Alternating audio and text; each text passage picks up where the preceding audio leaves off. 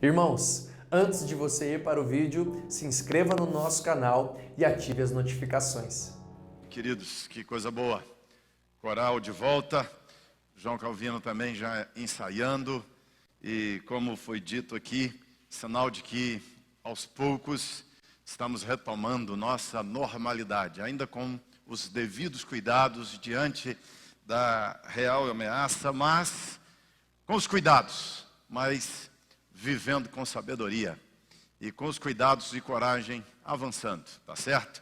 Louvado seja Deus por essa volta preciosa de nosso coral. Quero convidar o irmão e a irmã a abrirem as suas Bíblias, Atos capítulo 10. Atos capítulo 10. Nosso tema geral do mês de setembro tem sido pensar sobre fé e obras. E tudo isso que temos lançado de tema foi diante de oração, conversa com Deus, ano passado, da equipe pastoral. Nós reunidos, conversando, pensando qual seria o tema. Falamos sobre amor ano passado e esse ano pensamos então que seria fé, aquilo que Deus queria tratar com a igreja, e já sinalizando que ano que vem, você lembra do texto bíblico, agora pois permanecem.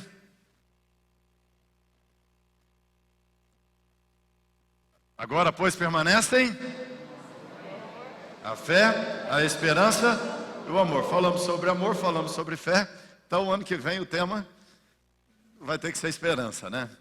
E vai ser propício porque é um ano, depois de um ano tão crítico como esse. Mas quando falamos de fé durante o ano, fomos desmembrar os temas e como abordaríamos o tema ao longo do ano. Esse mês de setembro caiu exatamente pensar sobre fé e obras.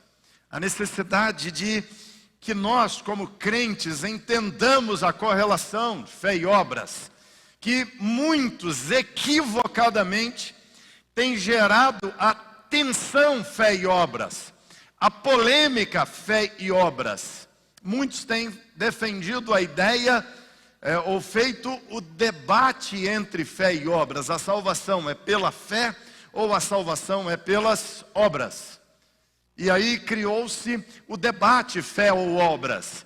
Mas na Bíblia não há, nem mesmo como alguns equivocadamente interpretam, forçadamente interpretam, um conflito entre a maneira de Tiago descrever a salvação e a maneira de Paulo descrever a salvação, dizendo que Paulo ensina a salvação pela fé, Tiago ensina a salvação pelas obras. Na verdade, é uma interpretação errada sobre o que Tiago fala.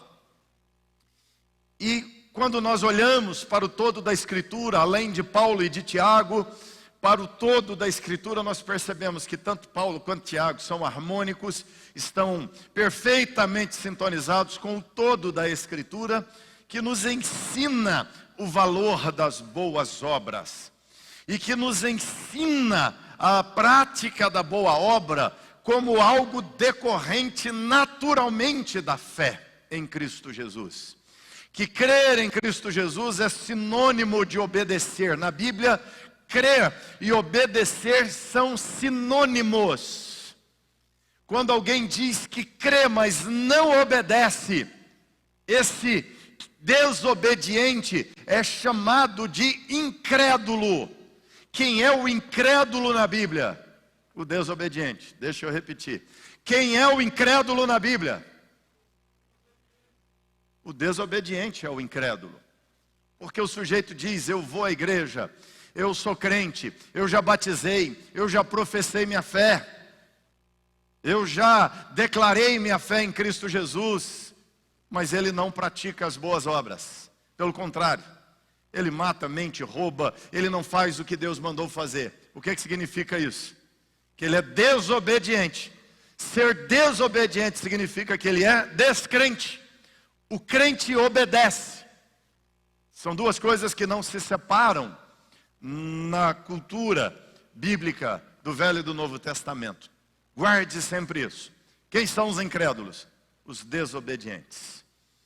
Os desobedientes é que são os incrédulos. Então, eu quero ler esse texto, Atos capítulo 10, e quero chamar tua atenção nessa tarde, nesse domingo, quero chamar tua atenção para Jesus como aquele que nos inspira às boas obras.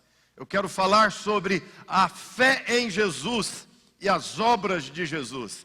Que a fé em Jesus naturalmente nos impulsiona a fazer as obras de Jesus, a reproduzir as obras do Senhor Jesus. Então vamos juntos ler esse texto. Pedro, pois, convidando-os a entrar, hospedou-os. No dia seguinte, levantou-se e partiu com eles também alguns irmãos dos que habitavam em Jope. Foram em sua companhia. No dia imediato entrou em Cesareia. Cornélio estava esperando por eles, tendo reunido seus parentes e amigos íntimos. Aconteceu que, indo Pedro a entrar, lhe saiu Cornélio ao encontro e, prostrando-se-lhes aos pés, o adorou. Mas Jesus o levantou, dizendo: ergue-te, que eu também sou homem. Falando ele, entrou, encontrando muitos reunidos ali, a quem se dirigiu dizendo: vós bem sabeis que é proibido a um judeu ajuntar-se ou mesmo aproximar-se de alguém de outra raça.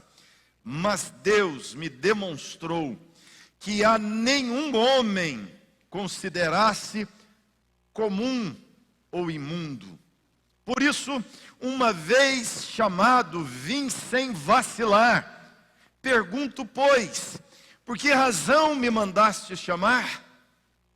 Respondeu-lhe Cornélio: faz hoje 4 dias que por volta da hora, ou desta hora, estava eu observando em minha casa a hora 9 de oração. Hora 9 seria 3 horas da tarde. Por que hora 9? Porque é assim que o judeu contava o dia, começando 6 horas da manhã, terminando na hora 12, 6 horas da tarde. Então a hora 9, 3 horas da tarde. Eis que se apresentou diante de mim um varão de vestes resplandecentes, e disse um anjo: Cornélio, a tua oração foi ouvida. E leia comigo, aliás, vamos reler juntos esse versículo. E disse: Cornélio, a tua oração foi ouvida, e as tuas esmolas lembradas na presença de Deus. Manda, pois, que alguém, ou manda alguém a Jope chamar Simão, por sobrenome Pedro. Acha-se este hospedado em casa de Simão, o curtidor, à beira-mar. Portanto, sem demora, mandei chamar-te. Fizeste bem em vir. Agora, pois, estamos todos aqui na presença de Deus, prontos para ouvir o que te foi ordenado da parte do Senhor. Você nota que Simão nem sabe o que Pedro falaria com ele. Mas ele sabe que Pedro tem algo muito importante, algo vital, algo essencial a dizer a ele, e que Deus gostaria que ele ouvisse. Então falou Pedro dizendo: reconheço por verdade que Deus não faz a acepção de pessoas, a xenofobia do judeu desse contexto aqui, que não podia conversar com um povo de outra etnia. Você percebe que não é ensino bíblico, porque o próprio Deus ensina que o judeu estava errado. Pedro, como um bom judeu, um judeu de raiz, praticava essa coisa de não conversar com pessoas de outra etnia, de outra raça. Mas Pedro diz aqui: eu reconheço por verdade que Deus não faz acepção de pessoas. Pelo contrário, em qualquer nação, aquele que o teme e faz o que é justo, lhe é aceitável. Esta é a palavra que Deus enviou aos filhos de Israel, anunciando-lhes o evangelho da paz, por meio de Jesus Cristo. Esse é o Senhor de todos. Vós conheceis a palavra que se divulgou em toda a Judéia, tendo começado desde a Galileia, depois do batismo que João pregou. Como Deus, vamos ler juntos esse versículo, vamos lá? Como Deus ungiu a Jesus de Nazaré com o Espírito Santo e com poder, o qual andou por toda parte, fazendo bem e curando a todos os oprimidos do diabo, porque Deus era com ele, e nós somos testemunhas de tudo o que ele fez na terra dos judeus e em Jerusalém, ao qual também tiraram a vida pendurando-o no madeiro. A este ressuscitou Deus no terceiro dia e concedeu que fosse manifesto, não a todo o povo, mas às testemunhas que foram anteriormente escolhidas por Deus, isto é, a nós que comemos e bebemos com ele, depois que ressurgiu dentre os mortos. E nos mandou, esse é outro para ler juntos também, vamos lá? E nos mandou pregar ao povo e testificar que ele é quem foi constituído por Deus, juiz de vivos e mortos. Dele, todos os profetas dão testemunho de que por meio de seu nome, todo aquele que nele crê, recebe remissão de pecados. O livro de Atos, irmãos, da sua primeira edição, sabe-se que ele foi, na verdade, composto junto com o Evangelho de Lucas, e a sua distribuição foi junta com o Evangelho. Só por volta do ano 150 é que ele recebe esse nome de Atos dos Apóstolos. Orígenes o chamava de as origens da igreja cristã, da igreja cristã. É um livro escrito por volta do ano entre 62 e 64, pelo conteúdo interno do livro, sabe-se que foi escrito entre 72 e 74 da era cristã. Hoje há uma tendência de muitos estudiosos modernos datarem Atos de 90, 80 depois de Cristo, mas isso não é possível, porque, pelo que tudo indica, a cidade de Jerusalém ainda estava de pé no tempo da composição de Atos, e Atos dos Apóstolos e Jerusalém foi destruída no ano 70. Também o livro termina no capítulo 28 com o apóstolo Paulo vivo. Pedro ainda está vivo, Tiago ainda está vivo, e eles foram mortos por ocasião do ano 72, 74, 76. Então, o livro de Atos é escrito nesse contexto de avanço da igreja, um pouco antes do domínio de Nero. E também o livro de Atos menciona a profecia de Ágabo, ou seja, se a profecia de Jesus, da destruição do templo, tivesse se cumprido, certamente Lucas mencionaria. Mas Lucas de fato está falando sobre Jesus, apesar de que nós colocamos o livro de Atos como sendo Atos dos Apóstolos, apesar de Orígenes chamar o livro de Atos de origens da igreja cristã, o livro de Atos, na verdade, é uma continuação do Evangelho de Lucas, cujo objetivo central é mostrar quem é Jesus, é falar das obras de Jesus. E agora Lucas está mostrando Jesus formando a igreja. Não é, na verdade, o ato ou os atos, não são os atos dos apóstolos, mas o tema do livro de Atos são as obras de Jesus por meio dos apóstolos. E aliás, o livro de Atos só nos conta a história do apóstolo Paulo, do apóstolo Pedro, e conta parte do ministério de Filipe, que nem é apóstolo, é diácono da igreja e que se torna evangelista, obreiro, uma espécie de pastor mais tarde em Cesareia. Mas Filipe nem é apóstolo. Na verdade, só 2 apóstolos são mencionados no livro de Atos. O tema de Atos é mesmo a igreja, e Jesus formando a igreja. Nós podemos dizer que o livro de Atos é uma ampliação da afirmação de Jesus: eu edificarei a minha igreja e as portas do inferno não prevalecerão contra ela. E Lucas está mostrando esta palavra de Jesus se cumprindo no tempo. E ele descreve então, ele narra então, cerca de 30 anos de história da igreja depois da ascensão de Jesus aos céus, mostrando Jesus agindo por meio da igreja. E aqui no capítulo 10, nós temos um momento bem interessante em que Pedro, que é apóstolo de Jesus, e fica bem claro para nós que o texto quer mostrar os atos de Jesus e não os atos de Pedro.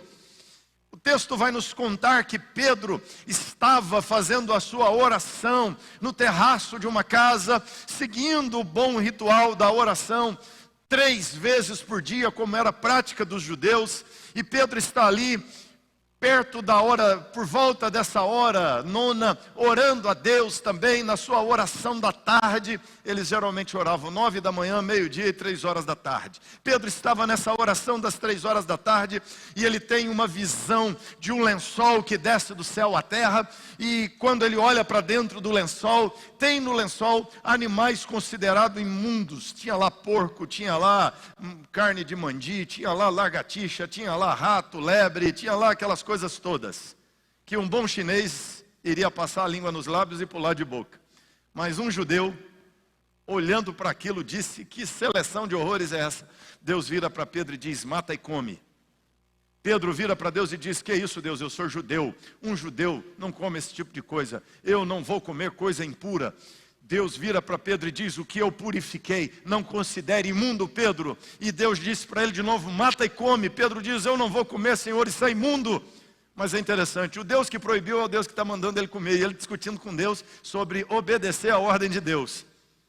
Deus fala com ele: não considere imundo o que eu purifiquei, e recolhe o lençol aos céus. Logo em seguida, chegam aqueles homens batendo na porta da casa, chamando: seu Pedro. E aí ele sai, e ele então vai conversar com aqueles homens que dizem para ele, o dono da casa é xará dele, ele chama Simão, o dono da casa também Simão, ele Simão Pedro, o dono da casa Simão o curtidor.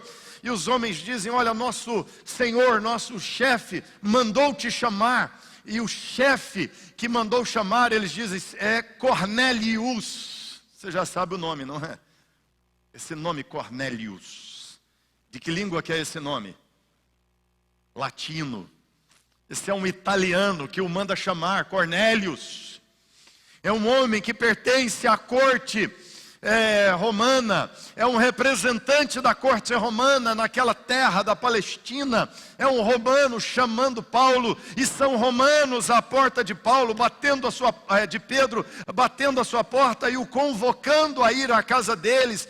Pedro normalmente não aceitaria um chamado desses, mas quando Pedro tem esse chamado, ele se lembra do lençol. Não considere imundo o que eu purifiquei.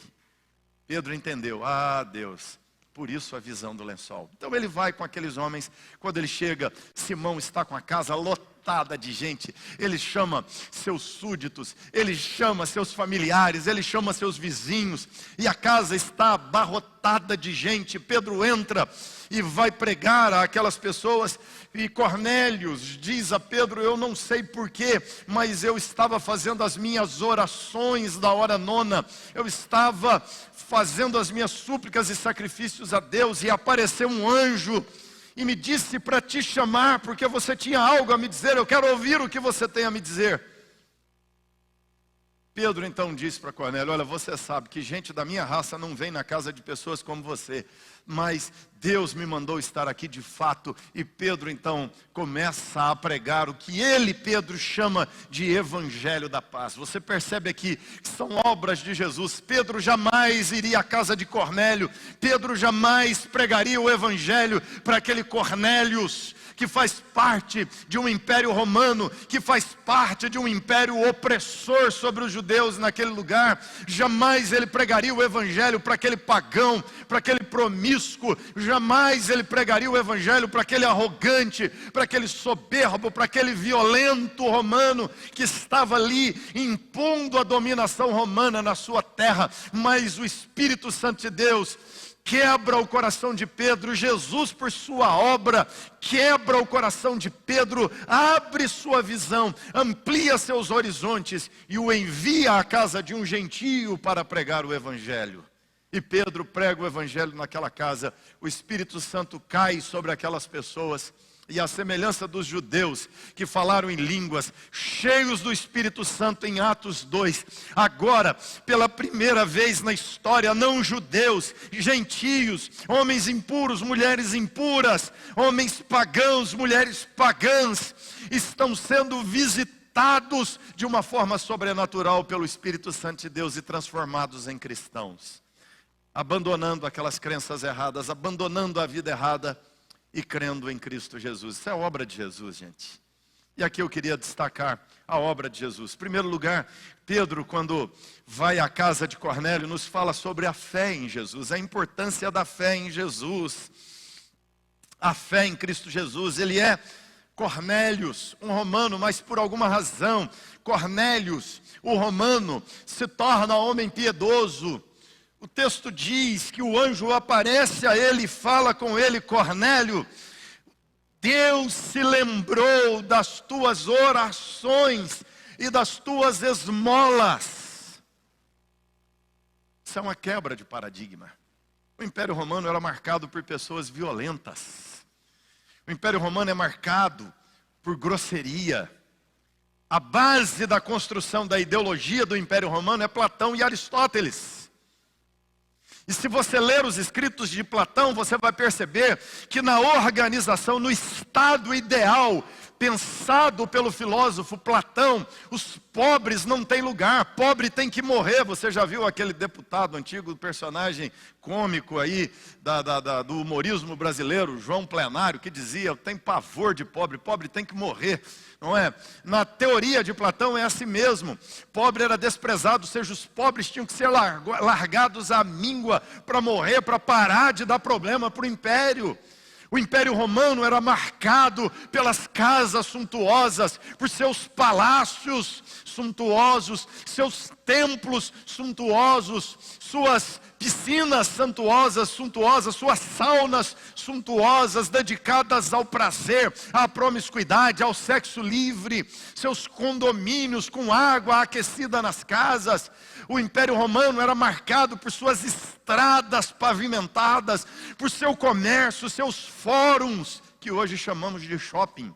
Nos Estados Unidos eles chamam de mall, mas lá chamava fórum. Fórum lá não era lugar de julgamento, era os mercados. E se você for ao fórum, alguns fóruns romanos em cidades mais ricas, você vai perceber que o piso era igual esse nosso aqui. Era granito e mármore polido, brilhante, suntuosos, gigantescos, ruas largas, estruturas. Roma se dedicava à construção de armas, exércitos poderosos, mas não havia lugar para pobres, não havia lugar para os miseráveis, não havia lugar para as viúvas, não havia lugar para as mulheres abandonadas por seus maridos com filhos que eles consideravam bastardos. Era um império cruel, era um império sanguinário, e Cornélio é parte desse império sanguinário. Mas é curioso que Cornélio fizesse orações, e pelo que o texto indica, Cornélio fazia orações a Deus, não a Júpiter, não a Zeus, não a Diana dos Efésios, dos gregos, ou não aos próprios deuses romanos. Ele não cultuava a Nike, ele não cultuava a Mercúrio, ele não cultuava as divindades pagãs, mas ele orava a Deus e fazia esmolas. Mas o texto vai nos mostrar, irmãos, que orar e fazer esmolas não é suficiente. É interessante. Cornélio era piedoso. Cornélio fazia esmolas.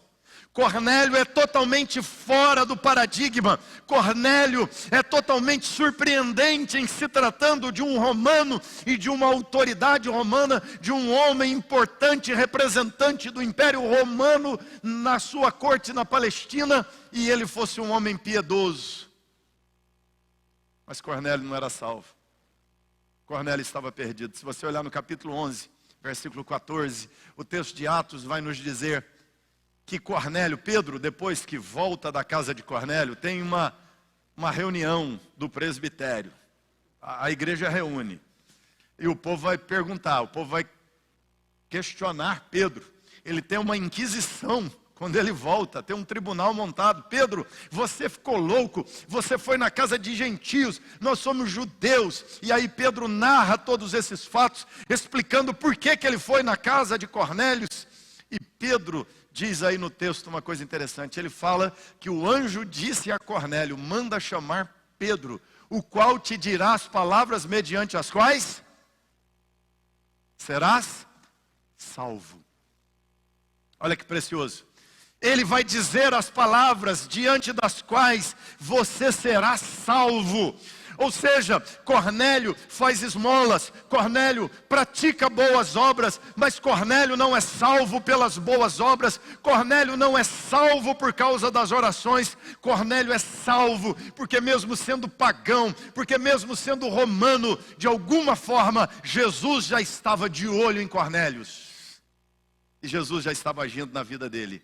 E para completar sua obra, Jesus diz a Cornélio, manda chamar o Pedro, e o Pedro vai te dizer as palavras através das quais você vai ser salvo. Ouvindo Pedro, ouvindo o Evangelho da paz, ouvindo sobre Jesus, ouvindo sobre como Cristo pagou por seus pecados na cruz, ouvindo sobre como Cristo Jesus foi morto, sepultado, e ouvindo sobre como Jesus ressuscitou, foi aos céus e de lá intercede por nós, como Ele pagou por nossas culpas, se arrependendo dos seus pecados, Cornélio, você crerá em Jesus, e crendo em Jesus, você será salvo. E aqui, irmãos, se tem um texto que deixa muito claro para nós, que nós não somos salvos em troca de boas obras, é a narrativa de Atos 10.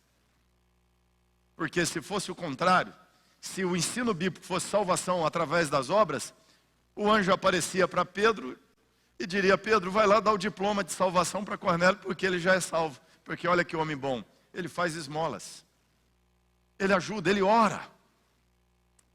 Irmãos, isso é importantíssimo de compreender, porque não estou falando de católicos, não estou falando de espíritas que acham que se redimirão pelas obras, pela caridade, não. Eu estou falando de evangélicos que acham que serão salvos porque oram, que acham que serão salvos porque leem a Bíblia, que acham que serão salvos porque dão dízimo. Cristãos, evangélicos, reformados, presbiterianos, que ainda acham que a salvação será recebida em troca, como coroação das boas obras que eles fazem. Não, nós somos salvos pela graça, completamente pela graça.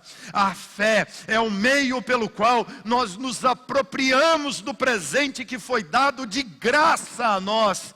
E as obras são a expressão da nossa obediência a esse Deus em quem cremos para a salvação.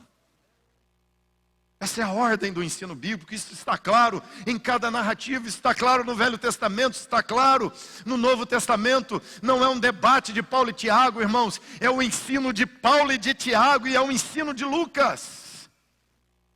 Somos salvos por crer em Cristo Jesus. Quando Pedro narra o que aconteceu com ele, como o Espírito Santo caiu sobre os gentios, a igreja de Jerusalém, aquele presbitério reunido diz, também aos gentios foi dado o dom de receber o Espírito mediante o arrependimento, foi dado o dom de receber a remissão dos pecados pelo arrependimento, pelo quebrantamento, ao se converterem, ao quebrantarem, ao arrependerem dos pecados, ao crerem em Jesus, a graça se manifesta na vida deles, redimindo-os de seus pecados.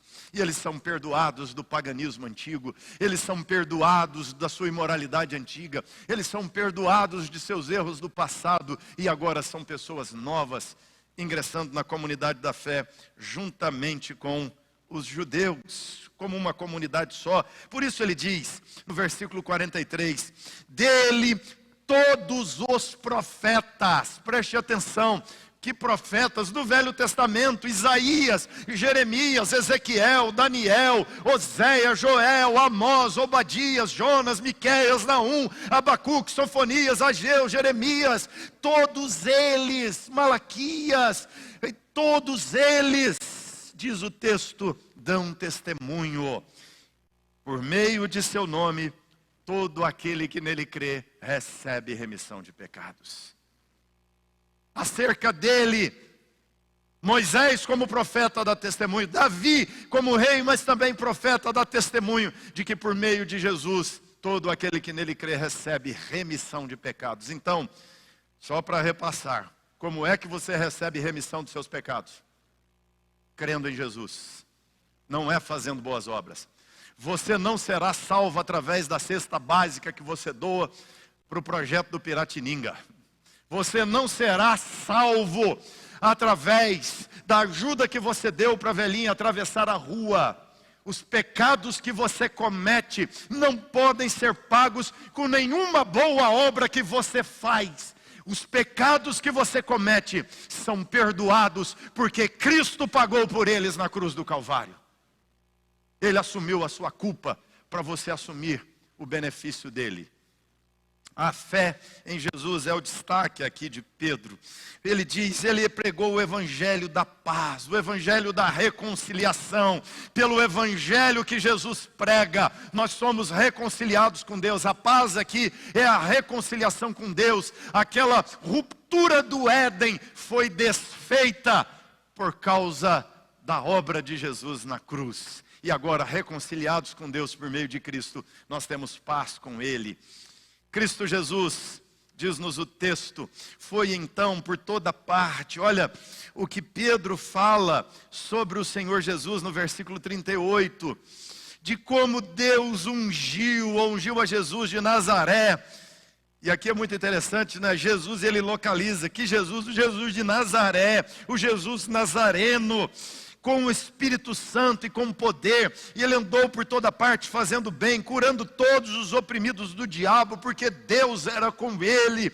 Jesus fez o bem ao corpo dos homens, ele curou enfermidades, ele abriu os olhos aos cegos, ele abriu o ouvido dos surdos, ele curou leprosos, ele fez bem físico às pessoas. Jesus curou as almas dos homens, os deprimidos, os oprimidos, os escravizados, os aterrorizados com suas culpas, os aterrorizados com a morte, os oprimidos pelas dores da vida, tiveram seus corações, suas almas, suas mentes libertadas por Cristo Jesus, transformadas pelo poder do Senhor Jesus. Ele fez o bem espiritual a essas pessoas, como Maria de Magdala. Você já leu sobre Maria de Magdala? Como Jesus expulsou 7 demônios daquela mulher?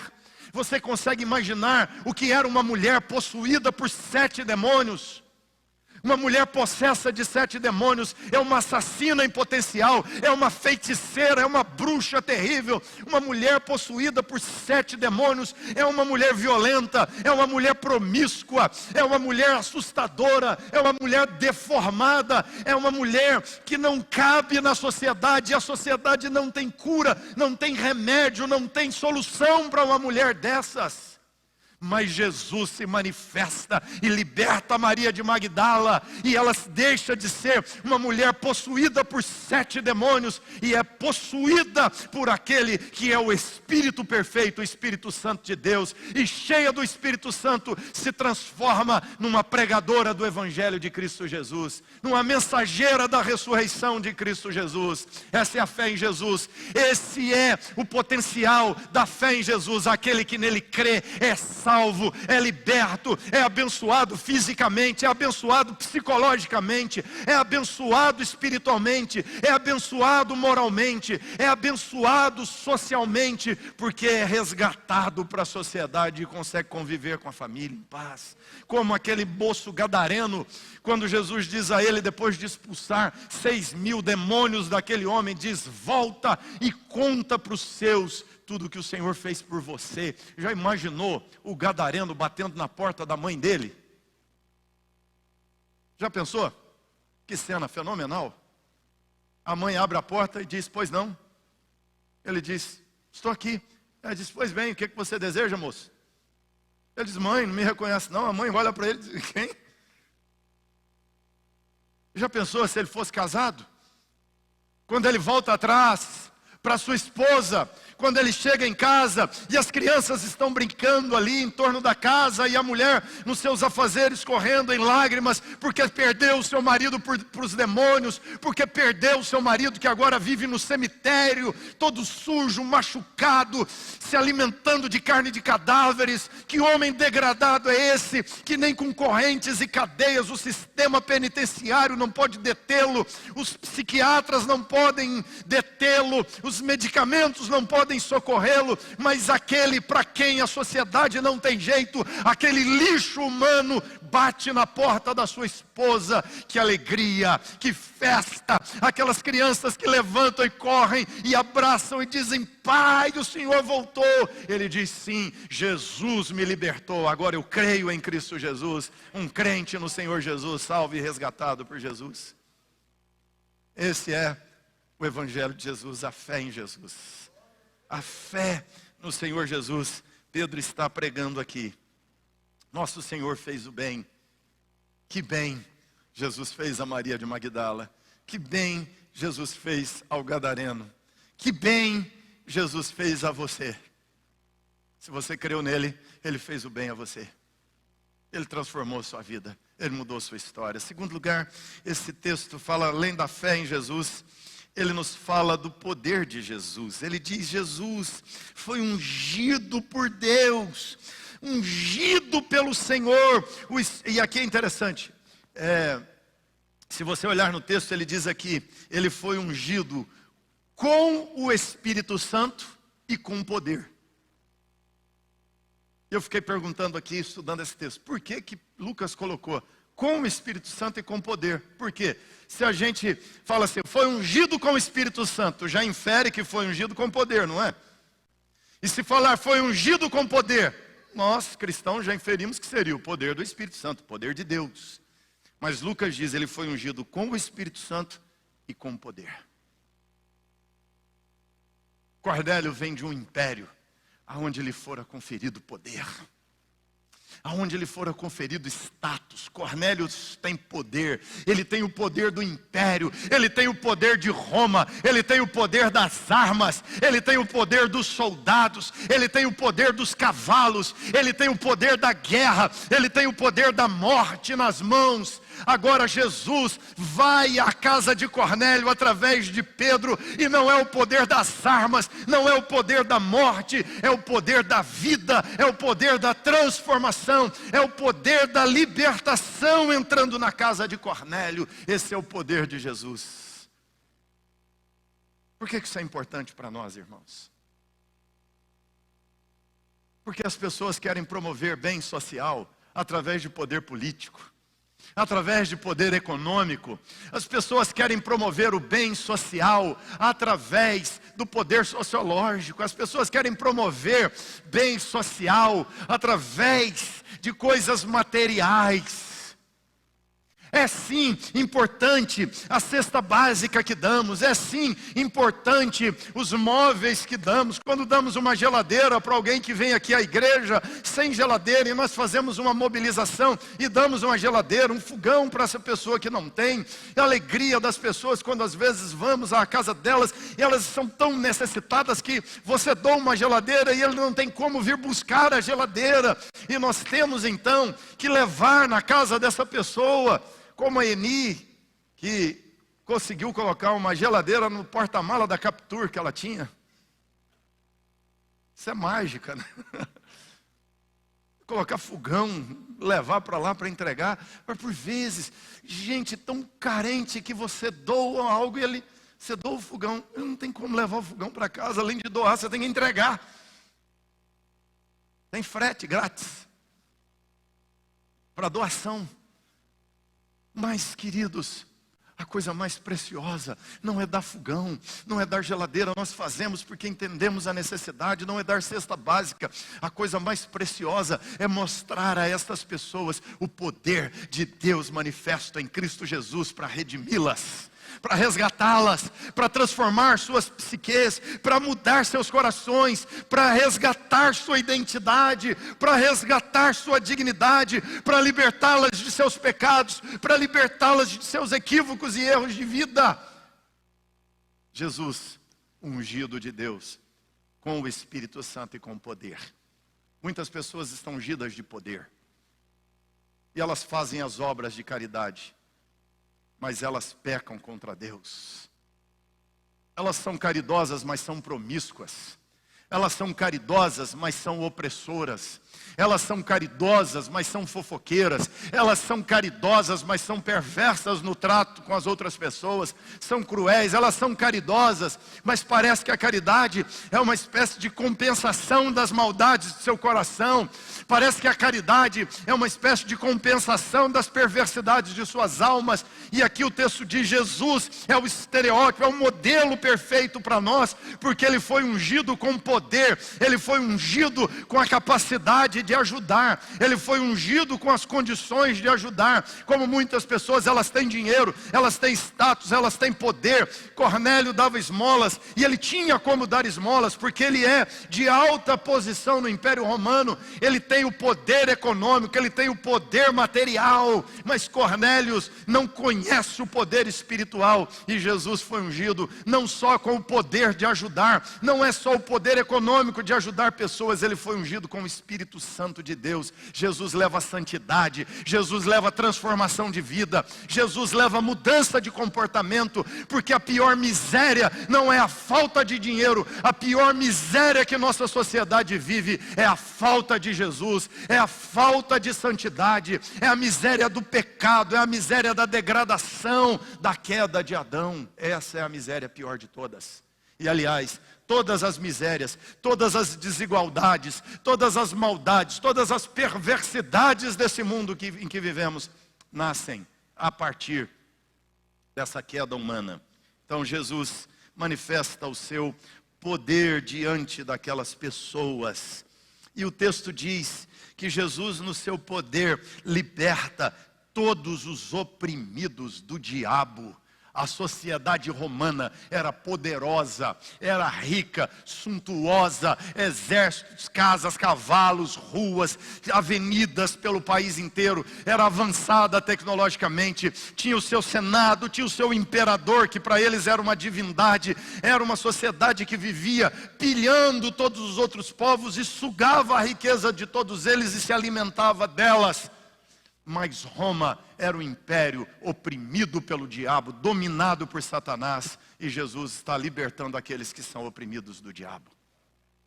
Jesus fez isso na Palestina, porque os judeus eram religiosos, mas oprimidos do diabo. Porque os gregos eram intelectuais, mas oprimidos pelo diabo. Porque os romanos eram ricos, os romanos eram poderosos, mas oprimidos pelo diabo. E meus queridos, não é diferente ainda hoje. Aos religiosos, aos filósofos, os inteligentes, os intelectuais. Nossa sociedade é composta pelos poderosos, pelos abastados, pelos ricos, pelos que têm cargo político, pelos que têm poder na estrutura social. Mas do mais pobre ao mais rico, nossa sociedade está abarrotada de pessoas oprimidas pelo diabo, que precisam experimentar o poder libertador de Jesus. E fazer o bem é levar a mensagem de Jesus a essas pessoas. Terceiro e último, a obra de Jesus. Jesus fazendo o bem, diz o texto. A fé em Jesus, o poder de Jesus, a obra de Jesus. Jesus ia, diz o texto, versículo 38 aqui, insisto nele, fazendo o bem e curando a todos os oprimidos do diabo, porque Deus era com ele. Destaca essa expressão aqui para nós. Jesus ia fazendo o bem. Jesus ia concedendo benefícios a todas essas pessoas. Jesus ia agindo de forma misericordiosa com todas essas pessoas. O texto vai nos dizer, Jesus ia por toda parte, fazendo, trazendo, conferindo. A palavra usada aqui é conferindo benefícios a todas essas pessoas. O que Jesus fez beneficia todas aquelas pessoas, beneficiou toda aquela sociedade. O que Jesus fez beneficiou Jerusalém, beneficiou as cidades da Galileia. O que Jesus fez beneficiou as pessoas que receberam o amparo, que foram curadas, que foram tratadas, que foram redimidas, que foram socorridas. Aquela mulher cananeia em Tiro e Sidom, quando chega em casa e sua filha foi liberta da possessão demoníaca. Aquele homem que o filho caía no fogo, caía na água, quando Jesus desce do monte da transfiguração. Que alegria daquele pai ter o seu filho de volta. volta. Talita, morta, Jesus entra naquela casa e devolve aquela menininha morta de 12 anos de idade aos seus pais, viva, e mande que alimentem a menina. Jesus transformou realidades, Jesus fez coisas extraordinárias, irmãos, fazendo bem em toda parte. Isso é a obra de Jesus, isso é o que Jesus faz, isso é a natureza de Jesus. Agora pensa comigo, ser cristão, o que é ser cristão? O texto nos diz, versículo de número 41, Lucas diz aqui, ou Pedro no seu sermão lá na casa de Cornélio diz, mas, não a todo o povo, mas a testemunhas que foram anteriormente escolhidas por Deus. Nós somos testemunhas dessas coisas, versículo 39, de tudo que Ele fez na terra dos judeus e em Jerusalém. Nós somos testemunhas. E versículo 42, Ele nos mandou pregar e testificar. Ou seja, você é seguidor de Jesus? Você é crente? Você acredita em Jesus? Quem crê ou que obedece. Quem é que obedece? É quem faz o que Jesus fez. É quem reproduz as obras de Jesus. É quem replica as obras de Jesus. Não é para trocar com Deus em perdão pelo meu pecado, não. É porque eu encontrei Jesus. É porque eu conheci Jesus. É porque eu experimentei Jesus. E porque agora eu sigo Jesus. E seguir Jesus é imitar Jesus. E é fazer as coisas boas que Jesus fazia. É imitar a santidade de Jesus, cheio do Espírito Santo. E é reproduzir o poder de Jesus na terra, fazendo as obras que Jesus fez. A Bíblia nos diz que quem crê em Jesus fará as obras que Ele fez, e obras maiores fariam, e a turma já pensa logo em milagre. Se Jesus ressuscitou um morto de 4 dias, eu vou ressuscitar um de 40. Vou chegar no cemitério, só o osso, vou dizer, levanta, aí vou fazer mais do que Jesus. Não, as obras de Jesus, gente, não era só fazer milagre, Jesus fazia o bem. E se você segue Jesus, você pode fazer o que Jesus fazia, e você pode fazer mais do que Jesus fez. Ou seja, você pode fazer os benefícios de Jesus durante mais tempo. O ministério de Jesus terreno foi curto, mas você já é crente há 20 anos, e o que é que você tem feito para Jesus? E as obras de Jesus na sua vida? Você vai ser crente durante 40 anos, então o que você vai fazer? Qual é o legado que você deixará?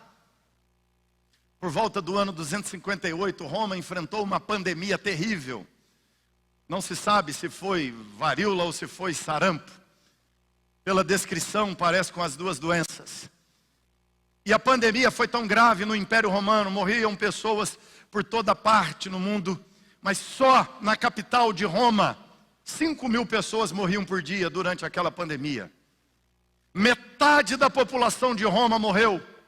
Os templos pagãos fecharam, porque as pessoas não podiam reunir-se naqueles locais por causa do contágio. Esse negócio do isolamento é velhíssimo, né? E a cidade de Roma entrou em pavorosa. Um dos corregentes do Império Romano, filho de Diocleciano, morreu pela doença. Pessoas da alta nobreza, pessoas pobres. A doença se espalha em todas as camadas sociais e metade da cidade de Roma morre. A cidade está apavorada, aterrorizada. As pessoas não tinham ânimo para nada. Havia uma evasão dos moradores de Roma. Um desespero total. No meio de toda aquela crise, os cristãos começaram também a deixar a cidade. Mas, naqueles dias, um dos bispos da igreja era Cipriano de Catargo. Cipriano levanta-se e começa a pregar aos cristãos acerca daquele comportamento dos cristãos. E em um de seus sermões ele disse assim: se apenas fizermos o bem àqueles que nos fazem o bem, o que faremos mais do que os pagãos e os publicanos? Se somos filhos de Deus, que faz brilhar o sol sobre bons e maus, que manda chuva sobre justos e injustos, vamos agora prová-lo pelos nossos próprios atos. Vamos abençoar aqueles que nos amaldiçoam e aqueles pagãos que perseguiam os cristãos. Experimentaram em Roma naqueles dias um levante. O slogan de alguns cristãos era: só vamos ajudar os da família da fé, não vamos ajudar os pagãos não. E aí então Cipriano faz esse discurso e diz: vamos ajudar os pagãos. E alguns entendem que quando Constantino arrefece a perseguição sobre os cristãos, é impacto dessa ação dos cristãos em meio à pandemia, que durou até por volta do ano 270. O impacto é do que Cipriano fez. Aliás, a praga é conhecida como a praga de Cipriano. Ele deu o nome à praga, porque as ações de Cipriano, mobilizando a igreja, ele fez uma grande campanha, ele levantou recursos, levantou dinheiro, porque o Império Romano mandava prender quem sonegava impostos. O Império Romano, por exemplo, se você não quitou a fatura do cartão de crédito, você era preso. E aí as cadeias eram abarrotadas de cristãos perseguidos, de pessoas pobres que não conseguiram pagar suas dívidas, de pessoas que não conseguiram pagar os pesados impostos do Império Romano. E nem todo mundo que estava lá era criminoso, mas Cipriano começa um grande movimento e eles compram a liberdade de vários prisioneiros e livram essas pessoas da morte. Eles compram escravos e os libertam, e aquilo promove um grande impacto na sociedade de Roma naqueles dias. O que Cipriano estava fazendo? Fazendo o que Jesus fez. Fazendo as obras de Jesus. Fazendo o bem para aquela sociedade. E Cipriano disse: se nós só ajudarmos os crentes, qualquer pagão faz isso. Mas se nós ajudarmos aqueles que nos perseguem, isso é o exemplo verdadeiro de Cristo Jesus. Isso é o modelo verdadeiro da fé em Cristo Jesus, nosso Senhor e Salvador. Por volta de 1800 e pouco, tinha um menino que era ladrão na cidade. 1807, um ladrão, mentiroso, trapaceiro. Com 17 anos de idade ele foi preso. Quando saiu da cadeia, o pai resolveu mandá-lo para um internato, uma faculdade que era um internato cristão. Lá aquele menino teve um encontro com Jesus. Lendo as Escrituras num grupo de estudo, ele conheceu Cristo, se encantou com Jesus e disse: eu quero imitar Jesus. Se tornou então, mais tarde, pregador do Evangelho de Cristo Jesus. Se casou e ele com a esposa resolveu adotar algumas crianças, meninos de rua na sua cidade. E ele então adotou 3 crianças, pulou para 10 crianças. Depois ele adotou 30 crianças. Mais tarde ele ampliou a casa e ele tinha 300 crianças na casa. Quando da sua morte, ele tinha 5 abrigos de crianças, com mais de 2.000 crianças de rua. Você conhece esse homem? Chama-se George Miller. Sabe por que ele fez isso? Porque ele queria imitar Cristo Jesus. E você? Vai imitar Jesus fazendo o bem para aquela família sua? Ah, pastor, o senhor não conhece minha família. Eu não conheço a família, mas estudando um pouquinho eu conheci o Império Romano. E dentro do Império Romano, conhecendo a religiosidade complicada do judeu, que você vai ver, Pedro não queria nem conversar com o não judeu. Olha o que era a religião dos judeus. Conhecendo a religião do judeu, conhecendo a filosofia grega, conhecendo a maldade romana, Jesus naquele mundo fez o bem. E a luz de Jesus brilhou diante daqueles povos. Agora a luz de Jesus vai brilhar por nós, através de nós. Fé e obras. Quem crê em Jesus pratica as obras de Jesus. Fica em pé, pensa nisso. Você vai reproduzir as obras de Jesus na sua vida, no teu trabalho, na tua família, na tua casa, aqui no entorno da igreja. Nós somos do bem, nós somos pessoas que vão fazer o bem. Nós vamos fazer o bem. Quando nós estávamos pintando o muro do cemitério, um moço da guarda civil me perguntou assim: por que vocês estão fazendo isso? O cemitério não é de vocês. Que mundo ordinário é esse? Onde eu só me preocupo com o que é meu, onde nós só nos preocupamos com o que é nosso. Não, eu sou o seguidor de Jesus. Eu respondi para ele: é por isso que eu estou pintando o muro. Ele falou: mas seguidor de Jesus pinta muro dos outros? Seguidor de Jesus faz o bem. É isso. Seja para melhorar o bairro, seja para melhorar a rua. Seguidor de Jesus cata o lixo, não joga lixo. Seguidor de Jesus ajuda o necessitado. Seguidor de Jesus responde bem àquele que fala com maldade. Seguidor de Jesus ama quem odeia. Seguidor de Jesus ama aqueles que estão cheios de ódio. Seguidor de Jesus responde com bem àqueles que só sabem fazer o mal. Seguidor de Jesus ajuda aqueles que estão perdidos e oprimidos pelo diabo, porque o diabo dominou nossa sociedade, mas Jesus é a esperança. A fé em Jesus e as obras de Jesus, de redenção e remissão. E o mundo quer ver a fé em Jesus através de sua vida.